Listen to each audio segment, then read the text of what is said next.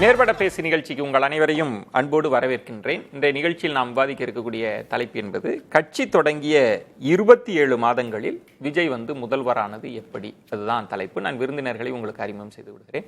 பத்திரிகையாளர்கள் மற்றும் அரசியல் விமர்சகர் வந்திருக்கிறார், நான் உங்களுக்கு அறிமுகம் செய்து விடுகிறேன். திரு விவேக் கணநாதன் அவர்கள், வணக்கம் விவேக். செந்தில்வேல் அவர்கள், வணக்கம் செந்தில்வேல். கோட்டீஸ்வரன் அவர்கள், வணக்கம் கோட்டீஸ்வரன். மணி அவர்கள், வணக்கம் மணி. மணி, உங்களிடமிருந்தே தொடங்குறேன். 27 மாதங்களாக பேசிகிட்டே இருந்தோம் விஜய் அரசியல் குறித்து. அதில் கவனப்பிழைகள் கூட இருக்கலாம், கவனிக்க தவறி இருக்கலாம், கணிக்க தவறி இருக்கலாம், விமர்சனங்கள் இருக்கலாம், நிறைய விஷயங்கள்லாம் இருக்குது. இன்னைக்கு முதல்வர் ஆகியிருக்கிறார். 27 மாதங்களில் அது சாத்தியப்பட்டிருக்கிறது. ஒரு ஹிஸ்ட்ரின்னு கூட சொல்லலாம் இல்லையா? கண்டிப்பாக ஹிஸ்ட்ரி. நமக்கு பிடிக்குதோ பிடிக்கல, ஹிஸ்ட்ரி இஸ் அ ஃபினாமினா, ஒரு பேர் அதிசயம் இது. உங்களுடைய அரங்கில் 24 பிப்ரவரியில் அவர் கட்சி ஆரம்பித்த பொழுது, அன்றைக்கு நான் இந்த அரங்கில் இருந்த பொழுது நான் சொன்னது, திரும்ப நான் சொன்னது, will be a disruptor, he can't be a Victor அப்படின்னு. அவர் ஒரு இடையூறு ஏற்படுத்துவராக இருப்பார், ஆனால் அவர் வெற்றியாளராக இருக்க முடியாது என்று நான் கணித்திருந்தேன். அது தவறு என்று நிரூபிக்கப்பட்டிருக்கிறது. ஏனெனில் சுதந்திர இந்தியா வரலாறில் கட்சி ஆரம்பித்த 2 ஆண்டுகளில் ஆட்சியை கைப்பற்றிய வரலாறு என்டி ராமாராவுக்கு மட்டும்தான் சொந்தம், மற்றவங்களுக்கு அது கிடையாது.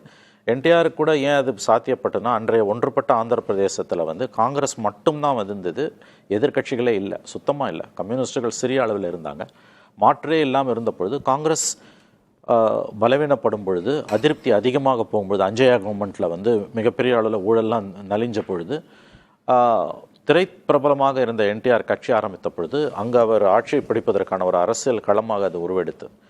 மற்றபடி ஆட்சிக்கு வந்தவர்கள்லாம் குறைந்தது. இப்போ திராவிட முன்னேற்ற கழகம் 49 ஆரம்பித்து முதல் பொது தேர்தலை புறக்கணித்து 52, 57 போட்டிட்டு 57 15 சீட், 62 50, 67 ஆட்சியை பிடிச்சாங்க.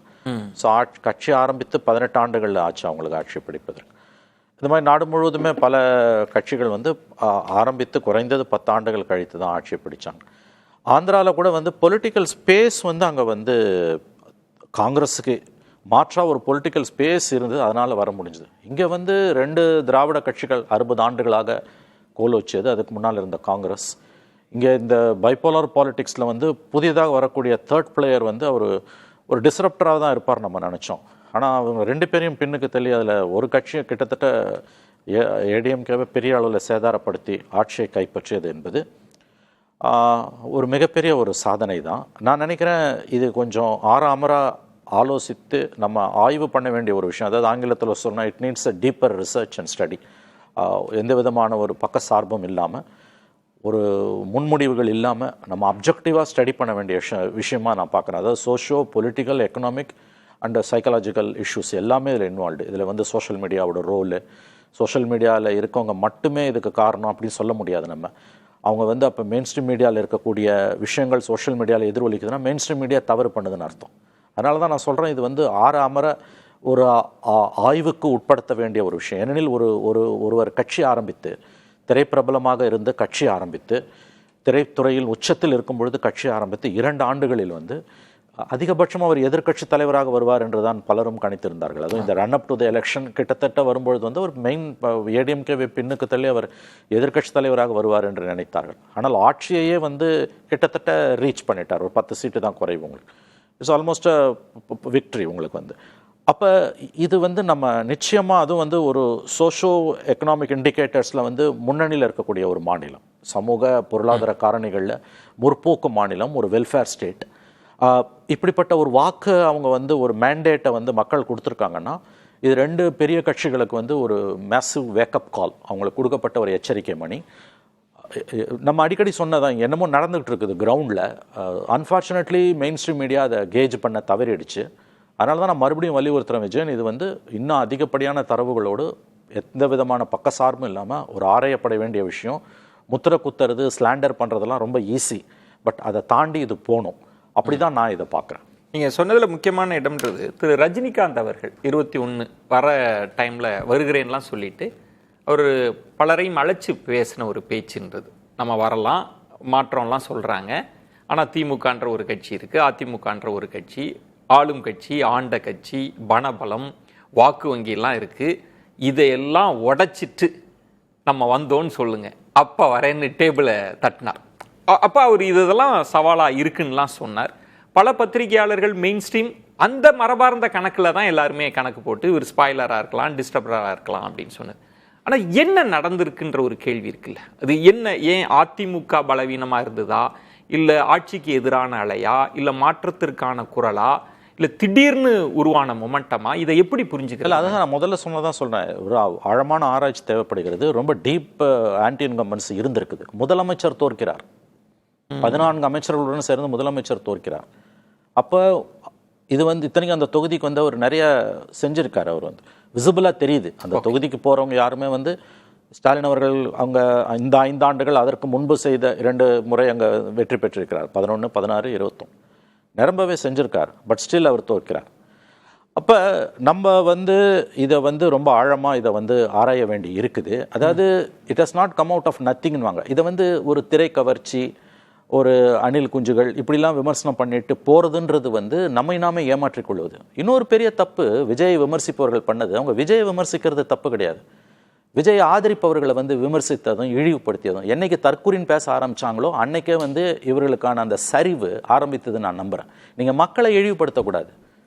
மக்கள் எந்த தலைவனை ஏத்துக்கிறாங்களோ அவர்களை நீங்கள் விமர்சிக்கலாம். ஆனா மக்கள் யார் ஆதரிக்கிறாங்களோ, உங்களுக்கு பிடிக்காத முடிவு வந்த காரணத்துக்காக மக்களை நீங்க என்னைக்கு இழிவுபடுத்த ஆரம்பிக்கிறீங்களோ அன்னைக்கே வந்து பெரிய தவறு நீங்க பண்றீங்க, பெரிய சரிவு உங்களுக்கு வந்துடுச்சுன்னு அர்த்தம்.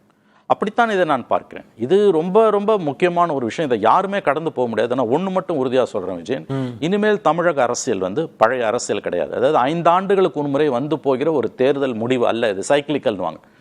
இப்போ 21 அண்ணா திராவிட முன்னேற்ற கழகம் 66 சீட்டு வந்தப்ப பரவாயில்ல, நான் உட்பட நினைச்சது என்னன்னா அடுத்த எலெக்ஷனில் அவங்க ஆட்சியை பிடிச்சிடுவாங்க. ஏன்னா 5 ஆண்டுகளுக்கு ஒரு முறை மாறுது, அல்லது அதிகபட்சம் 10 ஆண்டுகளுக்கு ஒரு முறை மாறும்.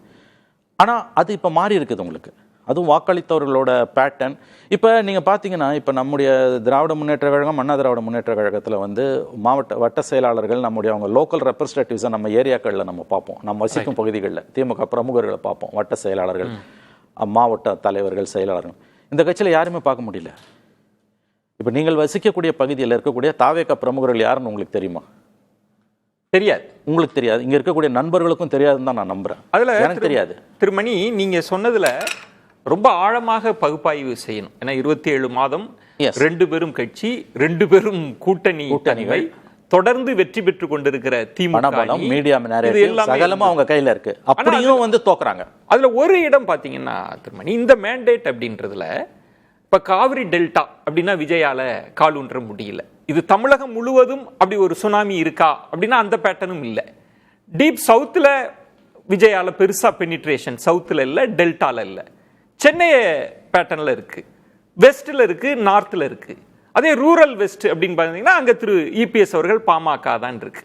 அப்ப தமிழகத்துல பூகோள ரீதியாவே நம்ம வேறொரு இல்ல, நான் அப்படி பார்க்கல. தவறு.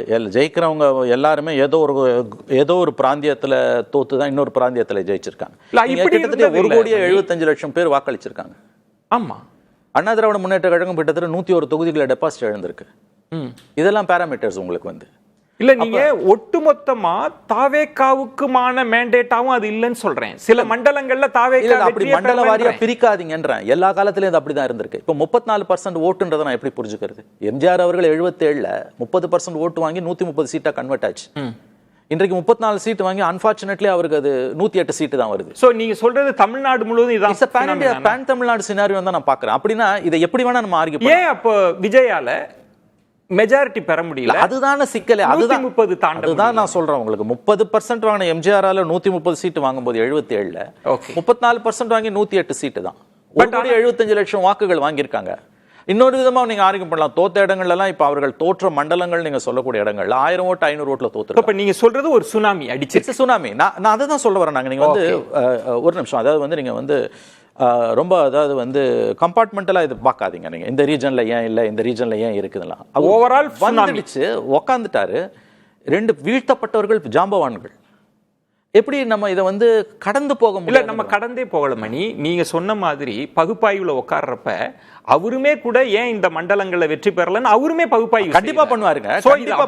அப்படி பாருங்க, நான் ஒரு ஏரியால வீக்கன் ஆனதும் இன்னொரு ஏரியால ஸ்ட்ராங்கா பண்ணணும். ஏன் இபிஎஸ் அங்க ஸ்ட்ராங்கா இருக்கு? அதுதான் நான் சொல்ல வரேன். நான் உங்களுக்கு வந்து அதெல்லாம் நம்ம பேசணும். ஏகப்பட்ட நலத்திட்டங்களையும் இந்த ஆட்சியில செஞ்சிருக்காங்க. சும்மா சொல்ல முடியாது உங்களுக்கு. அப்படி இருக்கும் பொழுதுமான இந்த முடிவு என்பது இந்த 2 கட்சிகளுக்குமான ஒரு வேக்கப் கால். ஒரு சுனாமி அடிச்சிருக்கு. இப்ப மணி அவர்கள் சொல்றது ஏன்னா 27 மாதங்கள் தான், 1.5 கோடிக்கு மேல வாக்குகள் அப்படின்றப்ப அதை பலரால கணிக்க முடியலன்ற இடத்தில் ஆன்டி இன்கம்பன்சி இருந்திருக்கு. விஜய் விமர்சனம், அவர் ரசிகர்கள் மீதான விமர்சனம், அது வேறொன்றா டர்ன் ஆயிருக்கு. இதெல்லாம் சேர்ந்து தான் ஒரு மேஜிக் நடந்திருக்கா? முதல்ல மீண்டும் ஒரு முறை கூட அதிகாரப்பூர்வமாக இன்றைக்கு முதலமைச்சராக பதவியேற்றிருக்கக்கூடிய திரு விஜய் அவர்களுக்கும், எதிர்க்கட்சி தலைவராக பதவியேற்க இருக்கக்கூடிய தேர்ந்தெடுக்கப்பட்டிருக்கக்கூடிய திரு உதயநிதி ஸ்டாலின் அவர்களுக்கும், சட்டமன்றத்திற்குள் வர இருக்கக்கூடிய ஒவ்வொரு சட்டப்பேரவை உறுப்பினர்களுக்கும், அமைச்சர்களுக்கும் நம்முடைய வாழ்த்துக்களை தெரிவித்துக் கொள்கிறேன். நிச்சயமாக மணிசார் சொன்ன மாதிரி இது பெரும்பாலும் தாவேகா ஆதரவாளர்களை தவிர மற்ற யாருமே இதை கணிக்கலை. எல்லோருமே எதிர்பார்த்தது அவர் கணிசமான வாக்குகளை வாங்குவார். நான் எல்லா ஊடக விவாதங்களையும் பயன்படுத்திய வார்த்தையை இப்பொழுதும் பயன்படுத்துகிறேன். நான் அவரை குறை மதிப்பீடும் செய்ய விரும்பல, மிக மதிப்பீடு செய்வதற்கான தரவுகள் நம்மிடம் இல்லை. இதைத்தான் சொன்னேன்.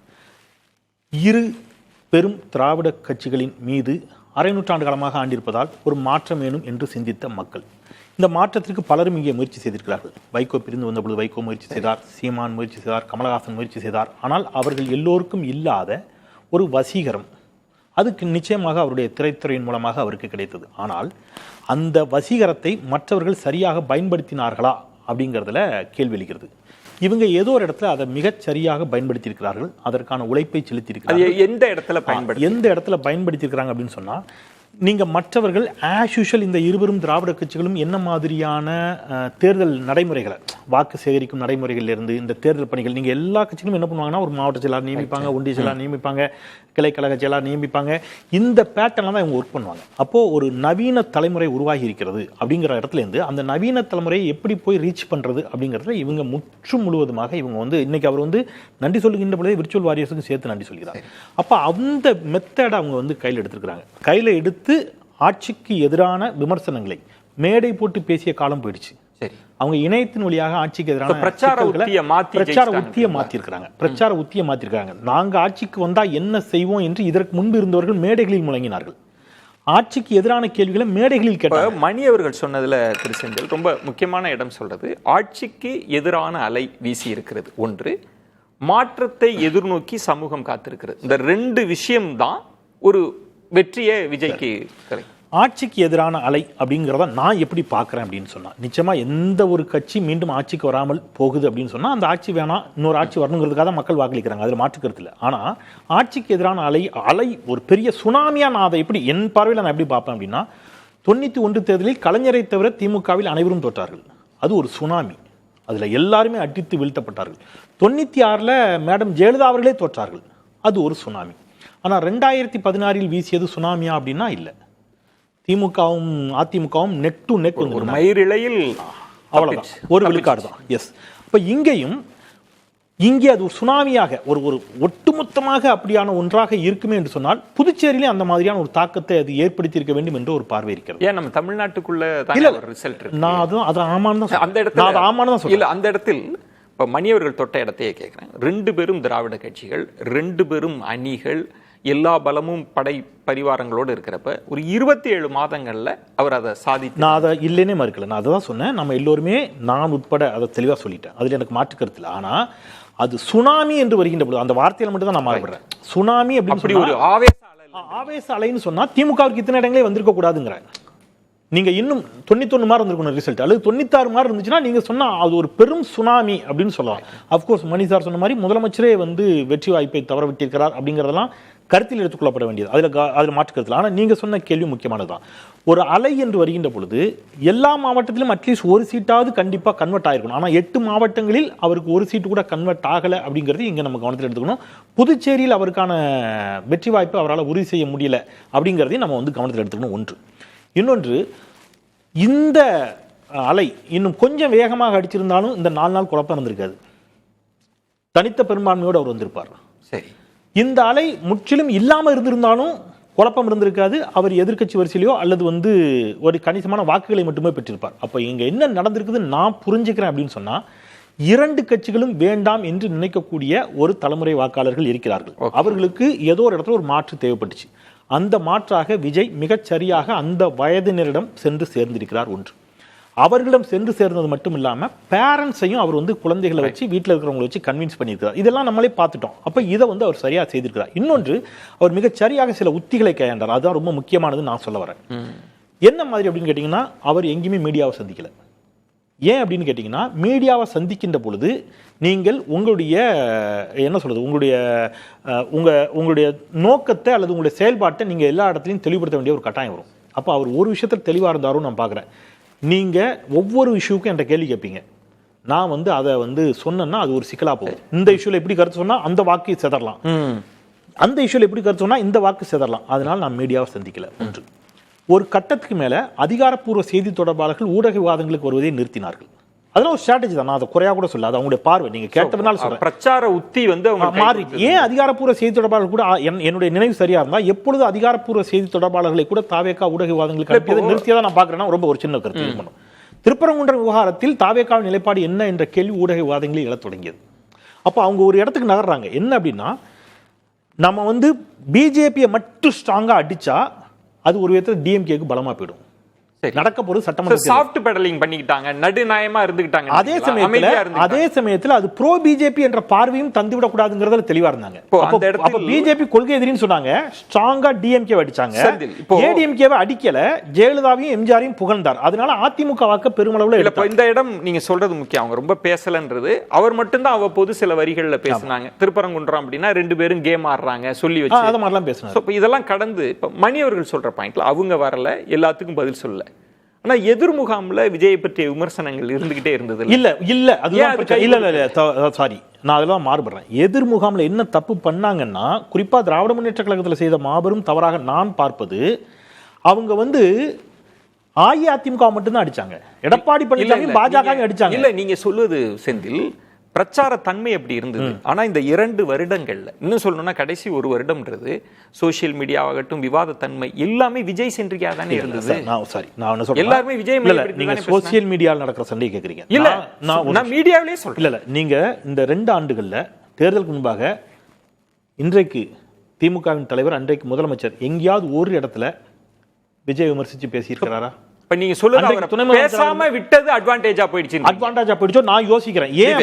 ஏன் அப்படின்னா நீங்க வைத்த குற்றச்சாட்டுகளை அவர் ஸ்ட்ராங்கா வச்சுட்டே வர்றாரு. இப்போ ஒண்ணு இல்ல சார், லாஸ்ட் ஒரு இல்ல, நான் வெளிப்படையா வரேன் செந்தில். இப்ப மணி அவர்கள் சொல்றார், ஒரு வார்த்தை ஒரு பதத்தை பயன்படுத்தி விமர்சிச்சீங்க, அது இணையத்தில் நடந்துச்சு சார். நீங்க அப்படி பாத்தீங்கன்னா நீங்க வரேன் ரொம்ப எக்ஸாக்ட்டா அது நெகட்டிவா போயிடுச்சு. அது உண்மை, அவர் மணி சார் சொல்றது உண்மை. நான் அக்ரி வித் ஹிம். நான் அந்த வார்த்தைகளை நானே பல முறை முரண்பட்டு அந்த மாதிரி வார்த்தைகள் பயன்படுத்தக்கூடாது அப்படின்னு மணி சார் சொல்றது. ஆனா நான் எங்க வரேன்னா, திரு விஜய் அவர்களே நேரடியாக திமுக தீய சக்தின்னு சொன்னார். ரைட், சொன்னார்ல. ஆனா இங்க விஜய் சொல்லிட்டாரு, அங்க ஸ்டாலின் சொன்னாரா, உதயநிதி ஸ்டாலின் சொன்னாரான்னா இல்ல. லாஸ்ட் ஒரு லைன் ஒருத்தர் தொடர்ச்சியா சொல்றாரு, என்ன எவ்வளவு அடிப்பீங்க, என்ன எவ்வளவுதான் காயப்படுத்துவீங்க, எல்லா வழியிலும் தாங்கி நிற்கிறேன் சொல்லிட்டு நான் உங்களை அடிக்கவே இல்லைன்னு சொல்ல வேண்டியவங்க அதை கூட சொல்லாத ரெண்டு விஷயம். ஓகே, இப்ப செந்தில் சொல்றதுன்றது பிரச்சார உத்தி, நவீனமான விஷயங்களை அவர் கையாண்டார். அப்புறம் சில விஷயங்களுக்கு பதில் அளிக்காம மௌனமா இருப்பதன் மூலம் அது அவங்களுக்கு அட்வான்டேஜா போச்சு. பெரிய சுனாமிலாம் இல்லை. அப்போ 3 அணி 4 அணின்னு இருக்கிறப்ப அதுல அவருக்கு கிடைச்ச வெற்றி அப்படின்னு நீங்க எப்படி புரிஞ்சுக்கிறீங்க? எளிமையா ஒரே வார்த்தையில சொல்லணும்னா, எதிர்க்கட்சிகள் விஜயை நோக்கி வடிவமைத்துக் கொண்ட உத்திகள் எதுவும் கை கொடுக்கல. அது எளிமையா ஒரே வார்த்தையில சொல்லணும்னா அதுதான். விஜயனோட அரசியல் வருகையை குறித்து எதிர்க்கட்சிகள், அதாவது ஆளுங்கட்சியாக இருந்த திமுகவும் அதிமுகவும் ஒரு உத்தியை வடிவமைத்துட்டாங்கல்ல, அந்த உத்திகள் அவர்களுக்கு கை கொடுக்கல. ஏன் கை கொடுக்கல அப்படின்னா, தேர்தல் 2026 தமிழ்நாடு சட்டமன்றத்தில் 26 என்பது அது ஒரு தத்துவார்த்தமான தேர்தல். அது அவர் வரும்போதே ஒரு கிளைம் வைக்கிறார், இது 50 ஆண்டுகளுக்கு ஒரு முறை நடக்கக்கூடிய ஒரு தேர்தல்னு ஒரு கிளைம் வைக்கிறார். நம்ம எல்லாரும் அங்கே அலர்ட் ஆகி அதை குறித்த தீவிரமான விவாதங்களுக்கு உள்ள போயிருக்கணும். 50 ஆண்டுகளுக்கு ஒரு முறை நடக்கிற தேர்தல்னா 67லும் 77லும் என்ன நடந்தது, அதற்கு முன்னாடி என்ன நடந்தது அப்படின்றதுக்குள்ள போயிருக்கணும். 67 தேர்தலுக்கு முன்னாடி 57 தான் திமுக தேர்தல் அரசியலுக்கே வருது, 52 வரல. ஒரு 10 ஆண்டு காலமான தொடர்ச்சியான அரசியல் உரையாடலினால் அது வந்தது. 67 திமுக ஆட்சிக்கு வந்த பிறகு அடுத்து நடக்கும் அதற்கடுத்த 10 ஆண்டு காலத்தில் நடந்த மாற்றங்கள் அடிப்படையில் 77 தேர்தலுடைய ரிசல்ட் வருது. அண்ணா அவர்களை பெரிய நம்பிக்கையோடு தேர்ந்தெடுத்து அவர் இறந்த பிறகு நடக்கக்கூடிய ஒரு தேர்தல் ரிசல்ட் அது. இந்த தேர்தல் முடிவை நான் 2016 2026 வரைக்கும் கடந்த 10 ஆண்டு காலத்தில் நடந்திருக்கக்கூடிய அரசியல் மாற்றங்கள், அதில் ஏற்பட்டிருக்கக்கூடிய வெகுமக்களுடைய ஏமாற்றம், 2016 அங்கதான் இருக்கு சூட்சமம். ஏன்னா நீங்க 2014 தேர்தல் இருக்குல்ல, அந்த சூட்சமம் தொடங்குற புள்ளி 2014 ஒரு வித்தியாசமான தேர்தல் நடந்தது, நாடாளுமன்ற தேர்தல். அந்த தேர்தலில் திமுக தனித்து போட்டியிடுகிறது, அதிமுக தனித்து போட்டியிடுகிறது, பாஜகவும் காங்கிரசும் தான் அந்த தேர்தலுக்கான உரிமைதாரர்கள், டெல்லி அரசியலுக்கான தனித்து போட்டிடுறாங்க. அந்த தேர்தலில் நாங்க காங்கிரஸே நம்பல, காங்கிரஸ் அப்ப ஆட்சியில் இருந்தா அவர் மீது பெரிய வெறுப்பு இருந்தது. அந்த தேர்தலில் டெல்லி அரசியலில் தமிழ்நாட்டுக்கு ஒரு பெரிய முகத்தை வடிவமைத்து கொடுத்த திமுகவையும் நம்பல, பாஜகவையும் நம்பல, நாங்கள் வந்து ஜெயலலிதாவை நம்புகிறோம்னு ஒரு தனிப்பெரும் தலைமைக்கு வந்து வாக்களிக்கிறார்கள். அந்த தேர்தலில் அவர் வாங்கிய வாக்கு சதவீதம் 44 வாக்கு சதவீதம் வந்து வாங்குறார். அது வந்து 2ஆம் இடத்தில் இருந்த திமுகவை விட கிட்டத்தட்ட 2 மடங்கு வந்து அவர் வந்து வாங்குறார். ஆனா அவ்வளவு பெரிய வாக்கு சதவீதத்தை கொடுத்து ஒரு தனிப்பெரும் தலைமைக்கு பின்னால் நாங்கள் திரண்டு நிக்கிறோம்னு சொல்லும்போது அடுத்த 3 மாசத்துல ஜெயிலுக்கு போயிடுறார். சரி, ஒரு ஊழல் குற்றச்சாட்டுக்கு உள்ளாகி அவர் வந்து ஜெயிலுக்கு போறார். ஜெயலலிதா ஜெயிலுக்கு போனதில் இருந்து 2016 தேர்தல் வரை நடந்த உரையாடல்களை வந்து கவனிச்சு பார்த்தா நமக்கு தெரியும். 3 விதமான உரையாடல்கள் வந்து நடந்தது. ஒன்று, திராவிட அரசியலை முற்றிலுமாக நிராகரிப்பது. திமுக அதிமுக, நான் சொல்றது 2016 இல்ல, இதெல்லாம் தான் விஜய்க்கு கை கொடுத்தது. அப்பத்திலிருந்து நடந்த உரையாடல்கள், அப்பத்திலிருந்து நடந்த மாற்றங்கள், அதன் பிறகு நடந்த ஜெயலலிதாவுடைய மரணம், எடப்பாடி பழனிசாமியுடைய எழுச்சி, எடப்பாடி பழனிசாமியின் கீழ் அதிமுக எப்படி மாறியது என்கிற கேள்விகள், எடப்பாடி பழனிசாமியின் கீழ் அதற்கு அடுத்த கட்ட தலைமுறையாக அந்த கட்சிக்குள் யாருமே போக முடியாத ஒரு சூழல். நீங்க சொல்றது விவேக், அதிமுக பலவீனம் அடைந்ததும் ரொம்ப அதிமுக பலகீனம் அடைந்திருந்த நேரத்தில் ஒரு கட்சி பலகீனம் அடையுது. நீங்க 21க்கு வந்துருவோமே, ஒரு கட்சி பலகீனம் அடையுது. அப்ப வந்து ரஜினிகாந்த் ஒரு முயற்சி செய்கிறார், ஆனால் அவர் வந்து பாதியிலே விட்டுட்டு போயிடுறார். ஏன்? இன்னொரு கட்சி பலமா இருக்கு, திமுக பலமா இருக்கு. அந்த இடம் விவேக் நீங்க கவனிக்கிறதுல பலவீனம் அப்படின்றப்ப ரொம்ப குறைவாக எடப்பாடி பழனிசாமி அவர்கள் வந்து ஜெயலலிதா அவர்கள் இருந்ததை காட்டிலும் அதிக எண்ணிக்கையோடு வெற்றி பெறார். சில மண்டலங்களை ரொம்ப வலுவா கையில மண்டலங்களை, ஆமா மண்டலம் அதிகமா தான். அந்த தேர்தலில் 21 தேர்தலில் அதிமுக ஒரு மண்டல கட்சியாக மாறிவிட்டது இல்லையா? அதுதான் நெட் ரிசல்ட். நம்ம கிடைச்ச நெட் ரிசல்ட் வந்து ஒரு பரந்த செல்வாக்கும் எல்லாம், அதாவது அதிமுகவை டீகோட் பண்ணா அது எல்லா ஒரு ஓபிசி கம்யூனிட்டியில் இருக்கக்கூடிய எல்லா ஒரு டாமினன்ட் கேஸ்டர்ஸ்களையும் உள்ளடக்கி இருக்கும், தலித்துகளையும் உள்ளடக்கி இருந்த கட்சி. இப்ப 16 ரிசல்ட் நம்ம வந்து இப்போ விவேக் நீங்க சொல்ற பாயிண்ட் கவனிக்க வேண்டியது. பலரும் பேசுனது அதிமுகவை அவர் பலவீனப்படுத்துறாரா, ஆட்சிக்கு எதிரானது, திமுகவில் இருக்கிற பிரச்சனைன்னு. பட் அவரால் இதை செய்ய முடியுமா? எதுவுமே அவர் வரவே இல்லையே கிரவுண்டுக்கு, பெரிய பொலிட்டிக்கல் ஆக்டிவிட்டி இல்லையே அப்படின்லாம் இருந்தது இல்ல. அது எப்படி நடந்துச்சு அவருக்கு? இது எதுவுமே இல்லாம எப்படி இதெல்லாம் நடந்துச்சு? இல்ல, அதுதான் அங்க வந்து இங்க தொழில்நுட்பத்தினுடைய சூட்சமம் வந்து வேலைப்படுத்திருக்கு. தொழில்நுட்ப யுகம் அப்படிங்கிறது வந்து இருக்குல்ல. நீங்கள் வந்து விரும்பியோ விரும்பாமலோ விஜயை சுற்றிதான் கடந்த 2 ஆண்டுகளாக வந்து அரசு. ஒரு கூடுதலா இன்னொன்னு சொல்லுங்க, குறுக்கீடுக்கு மன்னிக்க விவேக். இப்ப தொழில்நுட்பம்ன்றப்ப எல்லா கட்சிகளும் ஐடி விங்லாம் வச்சு, பெரிய பெரிய நிறுவனங்களை வச்சு, ஸ்ட்ராட்டஜிஸ்ட வச்சு பலாயிரம் கோடிகள் செலவழிக்கிற தன்மையே அதுக்குள்ள இருந்தது. இது ஒரு டிஜிட்டல் வார் எல்லா கட்சியிலுமே நடத்துனாங்கல்ல. இதே விஜய்க்கு மட்டும்தான் இருந்ததுலாம் சொல்ல முடியாது. அதுல அவர் எப்படி தாண்டி வந்தார்?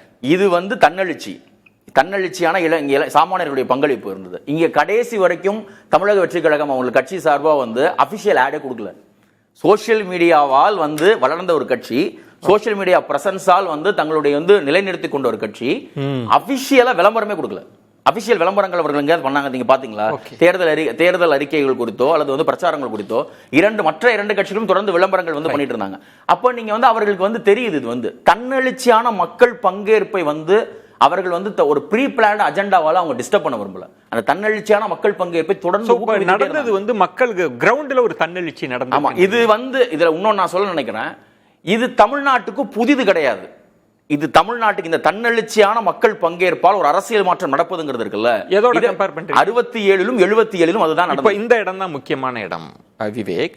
நீங்க 67, 77 பாத்தீங்கன்னா கிரவுண்ட நீங்க பாத்தீங்கன்னா அவ்வளவு அரசியல் போராட்டங்கள், அவ்வளவு விவாதங்கள். நீங்க மாநாடெல்லாம் படிச்சீங்கன்னா நீங்க தீசிஸ் பண்ணலாம், அந்த அளவுக்குலாம் இருந்தது. ஆனா இன்னைக்கு எதுவுமே நடக்காம இருக்குன்னா மக்கள் அரசியலற்று இருக்கிறாங்களா? மக்கள் மிகுந்த அரசியல் மயப்படுத்தப்பட்டிருக்கு. அப்போ நீங்க 67, 77 26க்கு என்ன பொறுத்துறீங்க? இல்ல, விஜய் என்ன செஞ்சார்? மக்கள் மிகுந்த அரசியல் மயப்படுத்திட்டு இருக்காங்க. நீங்க அப்படிதான் பார்க்கணும். நீங்க வந்து தலையீடுகள் இல்லாமல் ஒரு தலைமையை, கட்சியை ஆதரிக்கணும் அவங்க முடிவெடுத்துட்டாங்கன்னு வச்சுக்கோங்களேன், அவன் அரசியல் மயப்படுத்தப்படாமல் இல்ல, அவன் மிகுந்த அரசியல் மயப்படுத்தப்பட்ட. நீங்க சொல்ற முக்கியமான வேறுபாடு இவர் படுத்தணும்னு இல்ல, மக்கள் அவர்கள் ஒரு தலைமை, இவர்தான் தலைமை என்று எங்களுக்கு முடிவெடுத்துட்டாங்க. அவர்களுடைய உணர்வு. நீங்க இதுல இன்னொன்னு குறிப்பிட்டு காட்ட விரும்புறேன். ஆக்சிஸ் மை இந்தியா ஒரு டேட்டா கொடுத்தாங்கல்ல, நீங்க அவங்க கொடுத்த நம்பர்ஸ் மறந்துடுங்க. 35% அதுதான் வந்திருக்கு, பட் விட்டுருங்க. நம்பர்ஸ், சீட்டை மறந்துடுங்க. அவங்க ஒரு பாராமீட்டர்ஸ் கொடுத்தாங்க. அந்த பாராமீட்டர்ஸ் போய் படிச்சு பாருங்க, சூட்சமம் அதற்குள் இருக்கிறது. என்ன அதனோட கிரக்ஸ்? படித்தவர்கள், PhD படித்தவர்கள், உயர்நிலை கல்வி கற்றவர்கள், அவர்கள் வந்துட்டு விஜய் பக்கம் நின்றிருக்கிறார்கள். ஓபிசி பெண்கள் விஜய் பக்கம் நின்றிருக்கிறார்கள். தலித் செல்வாக்கு ஒட்டுமொத்தமா விஜய் பக்கம் வந்து விட்டது என்ற ஒரு பார்வை இருந்தது. ஆனால் அவர் கொடுத்த டேட்டாவில் இன்னும் அதுல என்ன நிறைய பார்வைகள் இருக்கு. அவர் கொடுத்த டேட்டாவில் சமமாக தான் கொடுத்திருந்தார். சரியா? அப்போ இது 67 ரிவர்ஸ். இது நீங்க 67 நீங்க சொல்றது வந்து கட்சி அரசியல் மயப்படுத்தி ஒரு புரட்சி நடக்கிறது. மக்கள் புரட்சின்னு நான் சொல்ல மாட்டேன், கிளர்ச்சி. இது ஒரு வகையில் கிளர்ச்சி. புரட்சினா அப்படி எல்லாத்தையும் தூக்கி போடணும். ஆனா அவர் வந்து பெரியாரை, அண்ணாவை, அம்பேத்கரை எல்லாரும் ஏற்றுக்கொண்டு வந்திருக்கிறாருன்னா அது புரட்சி கிடையாது, நீங்க கிளர்ச்சி. அது அப்ப மணி அவர்கள் சொன்ன மாதிரி அவர் ஆதரிக்கிறவங்களை ஒரு வார்த்தை சொல்லி விமர்சிக்கிறாங்க. ஆனா நீங்க சொல்றீங்க அப்படிலாம் இல்ல, அவங்க அரசியல் மயப்படுத்தப்பட்டு தான் ஒரு மாற்றத்தை விரும்பி இருக்காங்க. இதே விமர்சனம் அண்ணாவுக்கு பின்னால் திரண்டவர்கள் மீது 67 இருந்தது, எம்ஜிஆருக்கு பின்னால் திரண்டவர்கள் மீது 77 இருந்தது. அதை மீறி தான் அவர்கள் வென்றார்கள். நீங்க சொல்வது உண்மை. ஆனால் அண்ணாவோ எம்ஜிஆரோ களமாடுகிற போது அந்த தன்மை வேறாக இருந்தது. இப்ப என்னன்னா இவர் என்ன எதுவுமே பேசாம இருக்கிறார் என்ற இடத்துல இருந்து தான் அந்த கேள்வி வந்துட்டே இருந்தது. நம்ம பேசலாம். நீங்க முக்கியமான புள்ளிகளை தொட்டுறீங்க. கோடீஸ்வரன், விவேக் சொன்னது டிஜிட்டல் நவீன உத்திய அவர் கையில் எடுத்தது, இவர்களோட எந்த பிரச்சாரமும் கை கொடுக்காது. அதெல்லாம் தாண்டி மணி அவர்கள் சொன்ன புள்ளியும் விவேக் அவர்கள் சொன்ன புள்ளியும் மக்கள் மாற்றத்தை விரும்பி இருக்கிறாங்க, ஆட்சிக்கு எதிராக இருந்திருக்கிறாங்க. அவர்கள் விஜயை விஜய் செஞ்சாருன்னு இல்லை, மக்கள் அவரை தேர்ந்தெடுத்திருக்கிறாங்க அப்படின்ட்டு. எனக்கு முன்னாடி பேசின விருந்தினர்கள் எல்லாமே ஒரு புள்ளி விவரம் அந்த ஃபேக்ட்ஸ்லாம் ப்ரெசென்ட் பண்ணாங்க. இதில் நான் பார்க்குற முக்கியமான விஷயம் பார்த்திங்கன்னா ஒரு 9 காரணி இருக்குது விஜய் இந்த தேர்தலில் வெற்றி பெற்றதுக்கு. மொதல் காரணி வந்து பார்த்திங்கன்னா ஏடிஎம்கே டிஎம்கே தாவேக்காவை டார்கெட்டே பண்ணலை, ஃப்ரீயாக விட்டாங்க, ஃப்ரீ பாஸ். சண்டே வந்து என்ன நினச்சாங்கன்னா நாங்கள் 2 பேர் ஜாம்பவான், 20 ரூபா அரசியல் தான் இருக்குது, புதுசாக வராரு அவர் 10%, 15%, 20%, அவ்வளோதான். 25% வாங்கினா கூட அதுக்கு சீட்டு கிடைக்காது, வின்னபிலிட்டி கிடைக்காது அப்படின்னு சொல்லிட்டு என்னோட ஸ்ட்ராங் ஏரியாவில் இப்போ உதாரணத்துக்கு பிடிஆர் பழனிவேல் தியாகராஜன் இடத்துல ஸ்ட்ராங்காக ஏடிஎம்கே கேண்டிடேட்டை போடலை, கடைசி நேரத்தில் ஒரு கேண்டிடேட்டை போடுறாங்க. அந்த இடத்துல பார்த்திங்கன்னா தாவேக்கா ரைஸ் ஆகுது. எங்கெல்லாம் திமுக அதிமுக ரெண்டும் கடுமையாக போட்டி போடுச்சோ அந்த இடத்துல திமுக அதிமுக ஜெயிச்சிருக்கு. நீங்கள் நிறைய பேட்டர்ன் எடுத்து பார்த்தீங்கன்னா தாவேக்கா வந்து சும்மா சாதாரணமான ஒரு வேட்பாளர், கொளத்தூர், அதிமுக பெருசாக சண்டை எதிர்பார்க்கல, அங்கே பார்த்திங்கன்னா சர்ப்ரைஸ். அந்த மாதிரி நிறைய தொகுதி வாரியாக பார்த்திங்கன்னா கிட்டத்தட்ட 40-50 தொகுதி நடந்திருக்கு. இந்த மாதிரி எதிர்பாராத, அதாவது யாருனே தெரியாது தாவேக்கா வேட்பாளர், அவங்க பார்த்தீங்கன்னா ஒரு பெரிய திமுகலையோ இல்லை பெரிய அதிமுகலையோ கொலாப்ஸ் பண்ணி ஜெயிச்சிருக்காங்க.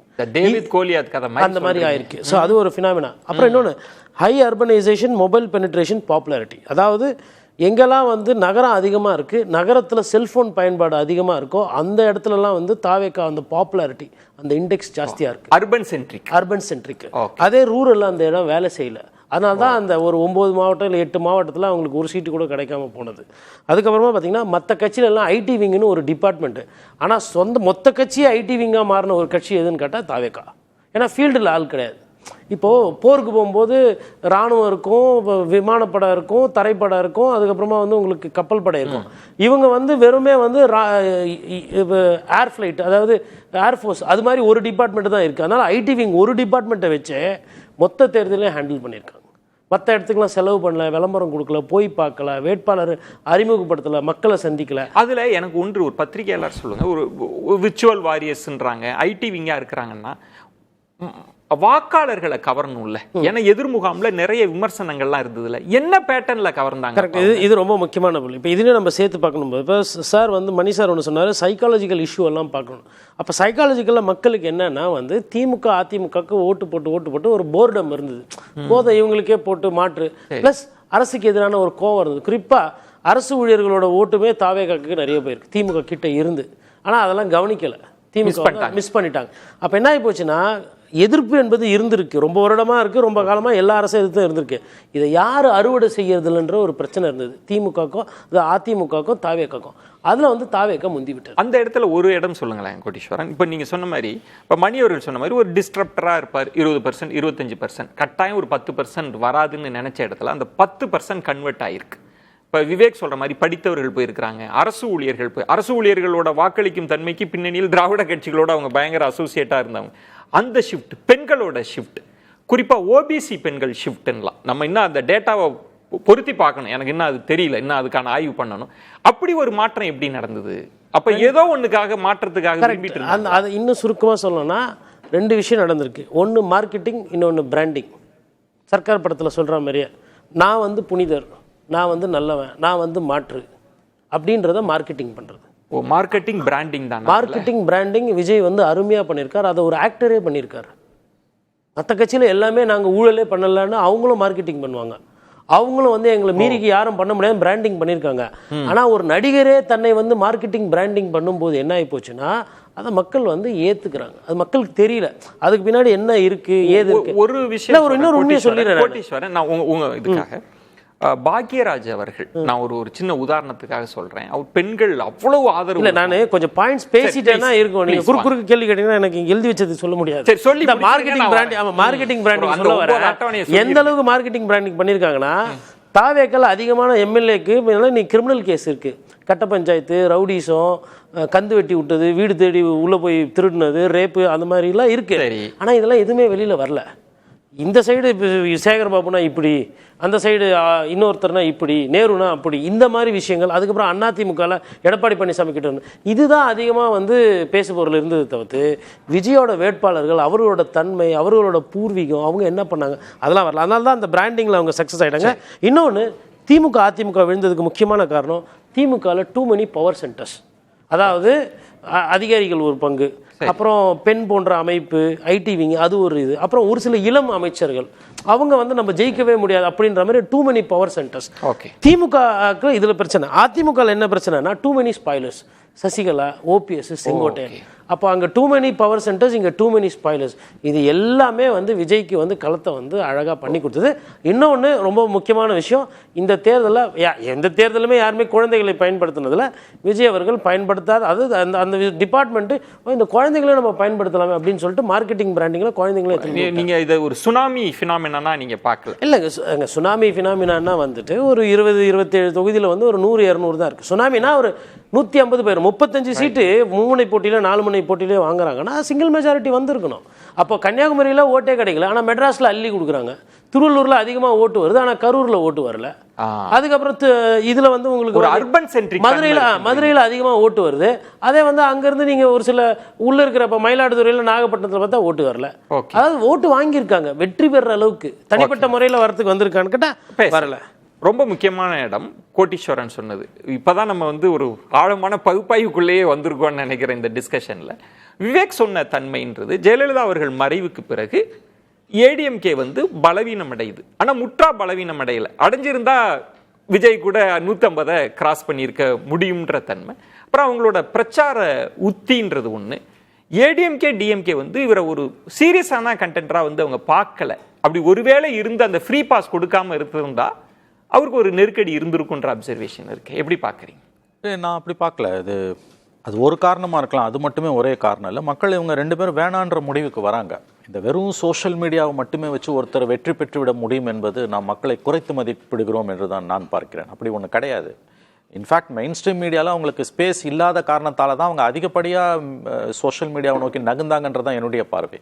மெயின் ஸ்ட்ரீம் மீடியாவில் அவங்களுக்கான ஸ்பேஸே கிடையாது. உங்களுக்கு வந்து அப்படியே இருந்தாலும் வந்து அது தனிப்பட்ட முறையில் விஜயை புகழ்ந்து யூலோகைஸ் பண்ணுறதுன்னு அதுதானே ஒழிய அந்த கட்சிக்கான ஸ்பேஸ், அந்த கட்சியிலேருந்து பேச வரவங்க வந்து பலருக்கு வந்து அதில் வந்து பக்குவம் இல்லை என்பது உண்மை. ஆனால் மீடியா அவங்கள வந்து ஒரு ஜஸ்டிஸோடு நடத்துச்சானா இல்லை.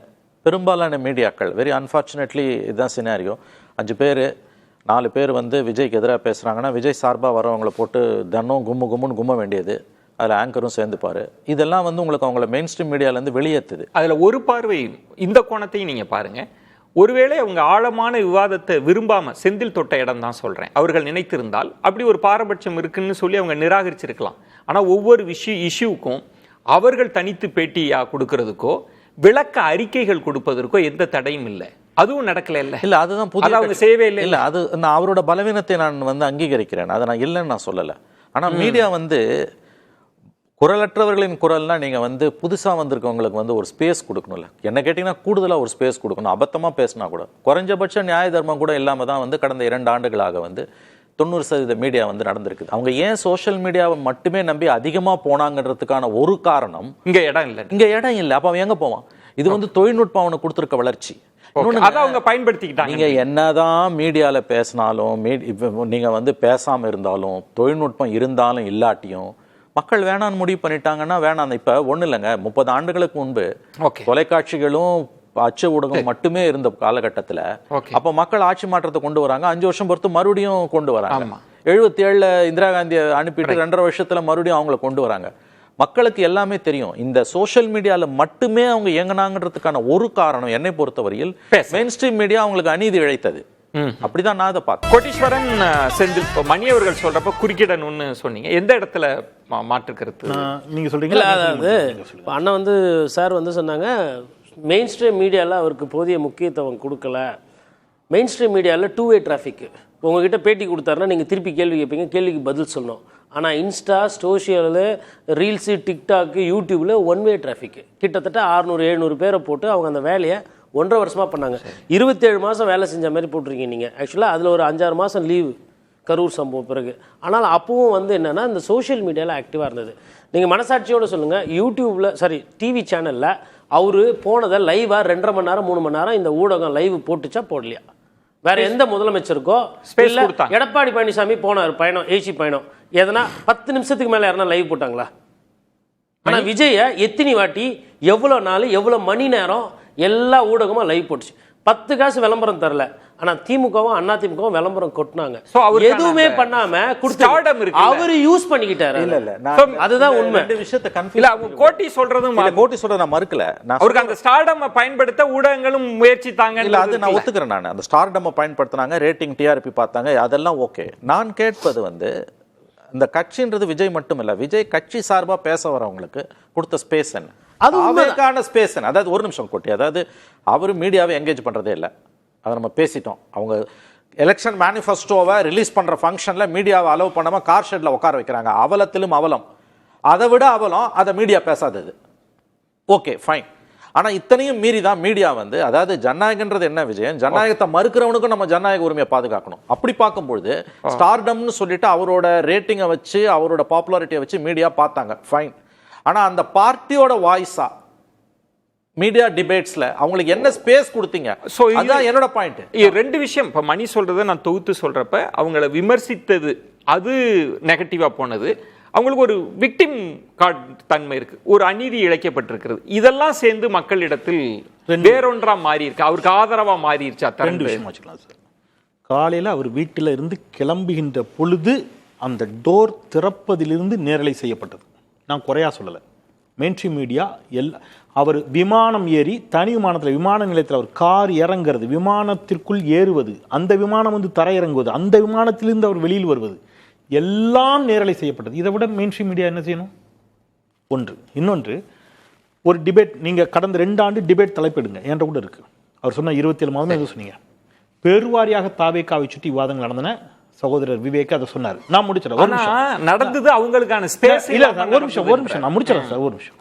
அதில் அதிகாரப்பூர்வ தாவேக்கா செய்தி தொடர்பாளர்கள் கலந்து கொண்டார்கள். நீங்க ஒரு டிபேட் எப்படி பாருங்க, ஒரு திமுக காரர் இருப்பாரு, ஒரு அதிமுக காரர் இருப்பாரு, ஒரு தாவேக்கா காரர் இருப்பாரு, ஒரு பாஜக காரர் இருக்காரு. நீங்க ஒரு உதாரணத்துல யாரோ இருக்கிறாங்க. இப்ப இப்படி பாருங்க, தாவேக்கா காரர் யாரை விமர்சிப்பாரு? திமுகவை. அதிமுக காரர் யாரும் விமர்சிச்சிருப்பாரு? திமுகவை. பாஜக காரர் யாரும் விமர்சிச்சிருப்பாரு? திமுக. அப்ப அவங்க அந்த விக்டிம் கார்டு இருக்கலாம் இல்லையா? அப்படி இல்ல. அதே மாதிரி இவங்க 3 பேரும் யார் தான் விமர்சிப்பாங்க? தாவேக்கா தான் விமர்சிப்பாங்க. அப்ப நீங்க எல்லோரும் சேர்ந்து தாவேக்கா விமர்சிங்கன்னு சொல்றது ஏற்புடையதில்லை. எல்லோரையும் தாவேக்கா விமர்சிக்கின்ற பொழுது எல்லோரும் தாவேக்கா விமர்சிக்கத்தான் செய்யும். ஆப்வியஸ்லி நீங்க சொல்றது கரெக்ட். இது வந்து ஒரு பெரிய டிபேட்டபிள். மீடியா எப்படி கையாண்டது, ஒரு பக்கம் ரொம்ப ஓவர் ஹைப், இது எதுக்காகன்றது ஒண்ணு, நீங்க ஸ்பேஸே கொடுக்கலன்றது. இப்ப விவேக்ட இதை தாண்டி இருக்கா? இப்ப மணி அவர்கள் சொன்ன மாதிரி நீங்க என்ன ஸ்ட்ராட்டஜி வகுக்கலாம், பெரிய ஸ்ட்ராட்டஜிஸ்ட கூட்டிட்டு வரலாம், டிஜிட்டல் லாங்குவேஜை கொண்டு வரலாம். ஒரு சின்ன குறியீடு மணிக்கு சாரி, அது மட்டுமே சரியா? ஒரு சின்ன குறியீடு சாரி விவேக், சாரி. ஒரு மிகப்பெரிய மெயின்ஸ்ட்ரீம் மீடியா, ஒரு ஆங்கில ஊடகம் திரு விஜய் அவர்களை பேட்டி எடுக்க போச்சு. ஓகே, பேட்டி எடுத்தாங்களா? அதுக்கு யார் காரணம்? அந்த ஊடகம் காரணமா, அவங்க பேட்டி கொடுக்காத காரணம்? அதனால எல்லாவற்றையும் நீங்க ஊடகங்கள் மேல பழி போடாதீங்க மணி சார். விவேக், இது வந்து இதையும் நான் திருப்பி தத்துவார்த்தமா தான் பார்க்க நினைக்கிறேன். இது வந்து இன்ஸ்டிடியூஷனலைஸ்டு மீடியா. ரைட். ஒரு வார்த்தை, இதை நீங்க என்ன ஆழமா புரிஞ்சுக்கணும். இன்ஸ்டிடியூஷனலைஸ்டு மீடியான்றது வந்து அது டெலிவிஷன், பேப்பர், இதெல்லாம் வந்து அது அன்இன்ஸ்டிடியூஷனலைஸ்டு மீடியா, அது இண்டிவிஜுவல்ஸோட மீடியா. வந்து தனிநபர் ஊடகம் வந்து தன்னுடைய கட்டுக்கோப்பை இதை வந்து இந்த ஆதிக்கத்தின் மீது செலுத்த ஆரம்பிச்சு 10 வருஷம் ஆச்சு. திருப்பி நீங்க 2016 பாருங்க. 2016 ஜியோ வந்தது இல்லையா? ஜியோ வந்த பிறகு வந்து ஒரு பெரிய அளவில் ஆனா வந்து மொபைல் கன்சப்ஷன், டேட்டா கன்சப்ஷன் ஆரம்பிச்சது இல்லையா? அப்பவே போயிடுச்சு. அப்பத்துல இருந்தே நம்ம வந்து தொலைக்காட்சி ஊடகங்கள் செய்திகளையே வந்து சமூக வலைதளங்கள் இருந்து அதிகமா எடுக்க ஆரம்பிச்சிட்டோம். நீங்க விஜயை வந்துட்டு ஏன் அவ்வளவு இம்பார்ட்டன்ஸ் கொடுக்குறீங்கன்னு சொல்றீங்க இல்லையா? என்னமோ நடக்குதுன்னு எல்லாருக்கும் தெரிஞ்சிருக்கு. அது உண்மை இல்லையா? என்னமோ நடக்குதுங்க, ஒரு பெரிய சலனம் இருக்கு, நாம் உணராத ஒரு சலனம், நாம் உணராத ஒரு பெரிய. இப்போ அன்னைக்கு வந்து ஒரு மூத்த பத்திரிகையாளர் வந்து பேட்டி கொடுத்தார், காலுக்கு கீழே சுனாமி போயிட்டு இருந்திருக்கு சார், நம்மளாம் தெரியாம உட்காந்துட்டு இருந்திருக்கோம் அப்படின்னு சொல்லி சொன்னார். வந்து அதுதான் உண்மை. ஏதோ ஒண்ணு நடக்குது அப்படின்னு வந்து எல்லாருக்கும் தெரிஞ்சிருக்கு. அதனாலதான் அந்த என்கேஜ்மெண்ட். அது வந்து நான் நடிகருக்காக, இப்ப நடிகருக்காக இதற்கு முன்னாக இவருக்கு நிகராக புகழ் உள்ள 2 நடிகர். அது அந்த வெற்றி எதிர்பாராத வெற்றியா இருக்கிறப்ப அந்த சுனாமின்ற பதம் பயன்படுத்தப்படுகிறது. ஆனா உண்மையில் அது சுனாமியான்றது 3 பேரும் அவங்களுக்கான ஃபைட்டை கொடுத்திருக்காங்க. சீட் கன்வர்ஷன்ல நீங்க பாக்குறப்ப தமிழ்நாடு தனிச்சு நின்று அவர் வாக்கு வாங்கி இருக்காருன்றதை யாரும் கட்சிகள் உள்ள ஒரு கூட்டணி, நம்ம அதை மறுக்கவே இல்லை. இன்னொரு பக்கம் மறுக்கவே இல்லை. இன்னொன்னு அதுலயும் இன்னொன்னு மாநில அதிகாரம் உள்ள ஒரு கூட்டணி, மத்திய அதிகாரம் உள்ள ஒரு கூட்டணி, அதை தாண்டி எதிர்பார்ப்பு, அதை தாண்டிய வெகு மக்கள் எழுச்சி வந்து வென்றிருக்கிற. நீங்க அப்படிதான் அதை வந்து மதிப்பிடணும். சரியா? எந்த விதமான ஆதரவான ஒரு போக்கையும், அதாவது விஜய்க்கு ஒரு கூட்டணி வர வேண்டும், தமிழக வெற்றி கழகத்துக்கு ஒரு கூட்டணி அமைய வேண்டும் என்கிற எதிர்பார்ப்பு இருந்தவர்கள் கூட, நான் வந்து செங்கோட்டையன் அவர் வந்து கட்சியில சேர்ந்தார்ல, அப்ப என்ன ஒரு வரவேற்பு அவருக்கு இருந்தது? ஏன் இன்னைக்கு செங்கோட்டையன் பதவியேற்றார்ல, அந்த அரங்கம் எப்படி அது இருந்தது? ஏன் இளைஞர்கள் தங்கள் முடிவை இதற்கு முன்க இருக்கக்கூடிய தலைமுறை அங்கீகரிக்கணும் எதிர்பார்த்திருக்கிறாங்க. எங்களுடைய பொலிட்டிகாலிட்டியை, எங்களுடைய பொலிட்டிக்கல் எமோஷன்ஸை நீங்க அங்கீகரிங்க. சீனியர்ஸ் எங்களை அக்னாலேஜ் பண்ணுங்க. எங்களை குறைத்து மதிப்பிட்டு எங்கள் இடத்தை தகர்க்கிற வேலையை செய்யாதீங்கன்னு. அதுதான் இது ஒரு ஒரே நிமிஷம். இன்னும் நீங்க சொல்றீங்கல்ல, இது psychological. It is not psychological, it sociological. நீங்க சைக்காலஜிக்கல்னு பாத்தீங்கன்னா திருப்பி நீங்க ஒரு தவறான விதத்துக்குள்ள தான் போவீங்க. இதை நீங்க சோசியாலஜிக்கல்னு பாருங்க. தத்துவார்த்தமான திராவிட இயக்க சுயமரியாதை கோட்பாடே உங்களுக்கு அதுக்கான விடையை கொடுக்கும். விஜய் வெற்றிக்கு பின்னால் ஒரு பெரிய தத்துவ கோட்பாடு இருக்கு, தத்துவார்த்தமான வெகு மக்கள் எழுச்சியினுடைய உணர்வுகள் இருக்கிறது. தத்துவம் அதுக்குள்ள இருக்குன்றார். அந்த தத்துவத்தை பிடிச்சுதான் மக்கள் அவர் ஆதரிச்சிருக்காங்கன்றது வார்த்தையில சொல்லட்டுமா? எனக்கு அவ்வளவு அரசியல் தெரியாது, காண்டில் இருக்க அந்த மக்கள், அவ்வளவுதான். மத்தபடி விஜய்க்கு வந்து தத்துவம் தெரியும், கோட்பாடு தெரியும். இல்ல இல்ல இல்ல, நீங்க வந்து இருங்க, சைக்காலஜி பத்தி இருங்க, நான் பேசிக்கிறேன் இருங்க. ஏன்னா நீங்க நிறைய நேரத்துல யதார்த்தத்தை மீறி அவரு ஏதோ பயங்கர ஆக்ஸ்போர்ட்ல படிச்ச மாதிரி எல்லாம் அவருக்கு ஒரு கட்டமைப்பு இல்ல. நான் என்ன சொல்ல வரேன்னு சொல்றீங்க, தனி நபர்களை குறித்த பிரச்சனை இல்லைங்க. நான் வெகு மக்கள் எழுச்சி என்ற ஒன்றை குறித்து பேசுறேன். நான் அதேதான் சொல்றேன். கூடுதலான ஆய்வுகள் தேவைப்படுதுங்கிறாரு. அந்த ஆய்வுகளுக்கு தமிழ்நாட்டில் இடம் இருக்குன்னு நான் சொல்றேன். அதுதான் சார், சைக்காலஜிக்கலும் இருக்கு. என்னன்னா நான் பாவனா அவரு ஏன்னா கொடுக்க மாட்டேன்றீங்க 10 எம்எல்ஏவை, ஏன்னா இப்படி பண்றீங்க? 4 நாளா எனக்கு 4 மாசம்லாம் முதலமைச்சர் ஆகணும் கஷ்டப்பட்டு இருக்காங்க நிறைய மாநிலத்தில். 4 நாள் ஆட்சி தங்குமான்லாம் முதலமைச்சர் கஷ்டப்பட்டு இருக்காங்க. ஆனா இங்க இப்படியெல்லாம் வீடியோஸ் வந்து வர, இது சைக்காலஜிக்கலா இல்லையா? இதுல என்ன சோசியாலஜி இருக்கு? ஓட்டு போட்டோமா விட்டோமான்னு தான் மற்ற மாநிலத்தில் நிறைய வாட்டி பார்த்துருக்குறோம். ஆனா இங்க அதாவது ஒரு சினிமா தன்மை இருக்கு சார். அதை ஏன் சார் நம்ம அது சார் நான் சொல்றேன், வெற்றி பெற்றாச்சு உண்மை, மக்களுக்கு கோவம் இருந்தது, மக்களுக்கு என்னன்றத சொல்லிட்டேன். யதார்த்தமா பார்க்கணும். ஒரு பின்னாடி ஒரு பெரிய சித்தாந்தம் இருந்தது, அவர் ஏத்துக்கிட்டாரு, பெரியார் பணம் வச்சார். அவர் நான் சொன்ன மாதிரி பிராண்டிங் அண்ட் மார்க்கெட்டிங்க ஒரு நடிகரே சூப்பரா பண்ணிருக்காரு, வெற்றி பெற்று விட்டார். நிறைவு சுற்று கட்சி தொடங்கிய 27 மாதங்கள்ல விஜய் முதல்வரானது குறித்து தான் வெவ்வேறு புள்ளிகள்ல நோக்கி நகர்ந்தோம். சம்மப் பண்றதுனா எப்படி செந்தில் சுருக்கமா எப்படி இதை புரிஞ்சுக்கிறீங்க நீங்க? சம்மப்னா எல்லா அரசியல் கட்சிகளுக்கும் இது ஒரு பாடம். அவர்களுடைய தேர்தல் உத்தியை, அவர்களுடைய செயல்பாடுகளை அவங்க மதிப்பிடணும். இளையோர்கள், இளைஞர்கள் அவர்களுக்கான அதிகாரத்திற்காக அவர்கள் வந்து நீண்ட நெடுங்காலமாக காக்க வைக்கப்பட்டார்கள். இருவரும் திராவிட கட்சிகளையும் அனுபவம் என்பது வேறு. நீங்க வந்து எல்லா ஸ்பேஸ் கொடுக்கிறதுன்றது ஸ்பேஸ் வேறு. அந்த ஸ்பேஸ் வந்து இளைஞர்களுக்கு மறுக்கப்பட்டிருக்கிறது என்ற கோபம் இருக்கிறது. அப்புறம் வந்து ஒரு இடத்துல ஒரு ஏதோ ஒரு இடத்துல இது வளர்ச்சியும் கூட, இந்த வளர்ச்சியை தமிழ்நாடு அடைந்திருக்கிறது. அதன் பிறகு அதை தாண்டி அவங்க வேற ஏதோ ஒரு எதிர்பார்க்க ஆரம்பிச்சிருக்காங்க. கோட்டீஸ்வரன், நீங்க எப்படி சொல்லுவீங்க? எப்படி சம்மப் பண்றதுன்னா எப்படின்னு சொல்லுவீங்க சார்? சம்மப் பண்ணுறதுனா இது மக்களுக்கு உண்டான வெற்றி சார். நம்ம 1000 தான் என்னதான் குறை சொன்னாலும் நிறை சொன்னாலும் விஜய் அவர்கள் உழைக்கலன்றது நான் சொல்கிற நிஜம். ஆனால் அவர் வெற்றி பெற்றுன்றார் அதை விட பெரிய நிஜம். இது வந்து மக்களுக்கு வந்து ஒரு கோபம் இருந்திருக்கு திமுக மீதும் அதிமுக மீதும். அதுக்கு யாருன்னா ஒருத்தர் வந்தால் ஓட்டு போடலான்னு காத்துக்கிட்டு இருந்திருக்கிறாங்க. வழக்கமாக இவங்க மேலே இருக்கிற கோபத்தை இவங்களுக்கும் அவங்க மேலே இருக்கிற கோபத்தை மாற்றி மாற்றி போட்டுட்டு இருந்தது. அது புதுசாக ஒருத்தர் வந்தவொன்னு என்னன்னா, இந்த 2 பேர் மேலே இருக்கிற கோபம், அவர் மேலே இருக்கிற வசீகரம், அப்புறம் ஜாலியாக பேத்தி சொன்னாங்க ஒரு ஓட்டு தானே, இது ஒரு ஓட்டு போறதுனால என்ன ஆயிட போகுது? அப்படி பார்த்தா நிறைய பேர் அப்படி ஜாலியாக ஃபன்னாகவே ஓட்டு போட்டுருக்காங்க.